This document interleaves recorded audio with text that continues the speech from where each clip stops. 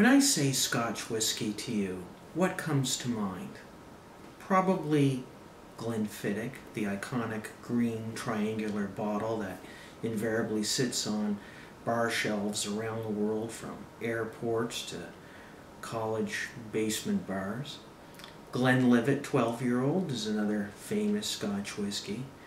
Speaking of Glens, I mean, there's Glenfarclas, Glenmorangie, Glen Rose, on and on it goes. So whiskey, Scotch whiskey, a person could get kind of bored, like, you know, it's always the same ones, and we desire variety and something interesting. Well, I bet you never heard of Glenburgie. I'll say that again, Glenburgie. Not Ron Burgundy, but Glenburgie. Glenburgie is an obscure distillery located in Speyside. It is one that you're not familiar with, not a household name, but actually you probably are familiar with it because you've tasted it if you have ever drank Chivas Regal 12, Ballantines Finest, Old Smuggler, for a real bottom shelf blend. And how did I get to try Glenburgie without drinking those blends? I mean, Ballantines Finest, I think, has emotionally scarred me. That is embalming fluid. Hate the stuff. Old Smuggler, haven't had it yet. Kind of afraid to try it. Chivas 12, I like it. Not bad stuff. So, mind you, and I should say with Chivas 12, there's a lot of single malts in there, and with Old Smuggler and Ballantines. But Glenburgie apparently plays a pretty big role in those blends. And so I got the opportunity to drink Glenburgie by way of an independent bottler who was supplying it and bottling it. And the independent bottler was Gordon MacPhail. And you might not know what an independent bottler is. They don't actually own a distillery, but what they do is they buy up the surplus malt that a distillery might have on hand that they can't sell because of oversupply in the market, there's not sufficient demand, or the distillery considers the single malt that they've produced subpar and don't want to bottle it under their own distillery label. So, for example, you could have Ardbeg that you know, the distillery just feels they have some casks that are not great, and they don't want to put on, they don't want it to be labeled Ardbeg 10 years.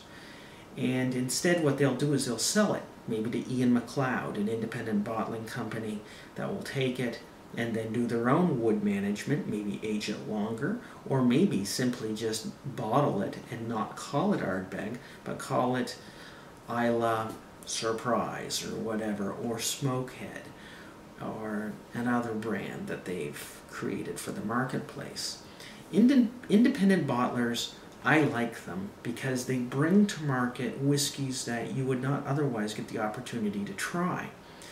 And so a successful independent bottler that I always admire what they release is Gordon and MacPhail. They've been around a real long time, probably as long as some distilleries.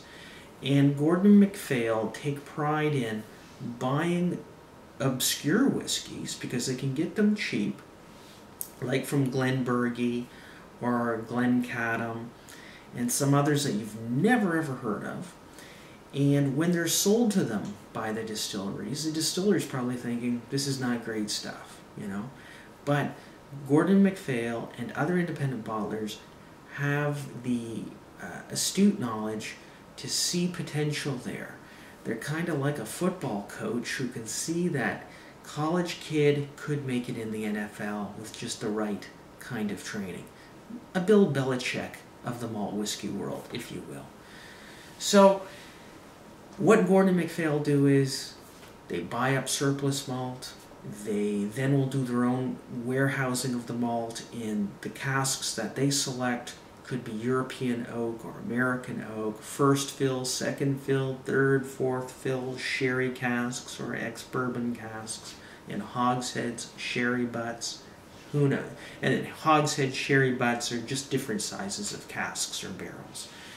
But that wood management, plus aging it and checking it over time to see when the whiskey gets to its zenith, is a tremendous skill that's not easy to achieve.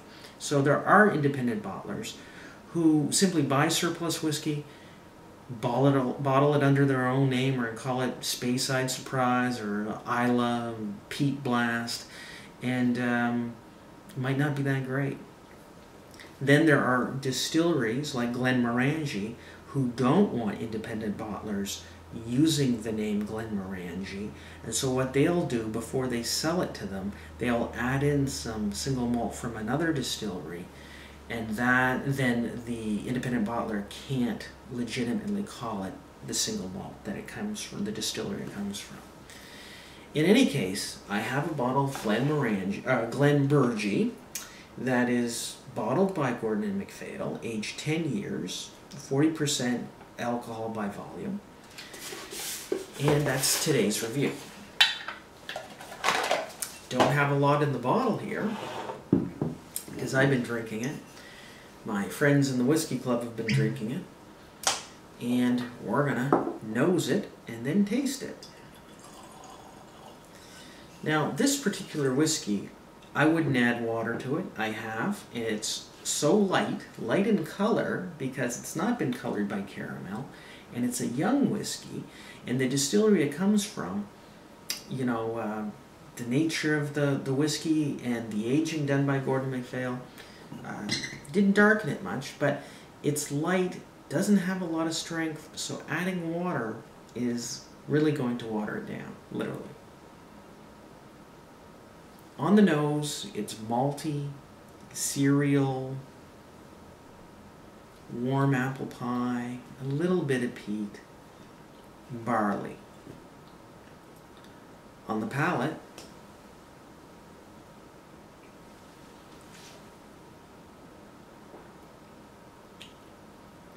you get a sweet entry of baklava, marzipan, vanilla, oatmeal, maybe with a little bit of brown sugar. And then there's the finish. I can still taste what's left in my mouth is oranges, crisp red grape skins, kind of a tannin there, tannic note, lemon zest, maybe a little bit of lime skin. Not a lot of peat here, hardly any smoke. It's a classic Speyside.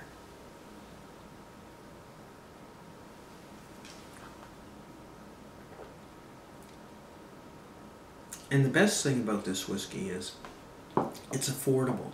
I paid in Canada $44. So in the United States, if you can find this, you're going to pay less, a lot less. And comparing this single malt that's aged 10 years to, say, Glenlivet 12 or Glenfiddich 12, I prefer this. There's some complexity going on, and it's different. It's a classic Speyside flavor profile. What I mean by classic Speyside, it's honey, barley, vanilla, floral, gentle, ethereal, not offensive, virtually no smoke or peat. There's a little bit of smoke on the finish, but not much.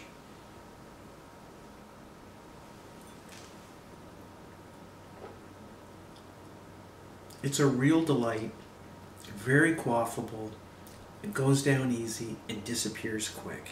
If you're new to Scotch whiskey and you want to try a single malt that's approachable, this is one to get. I don't think there's anything else I wanted to add to that, other than to say this is a good value for money proposition.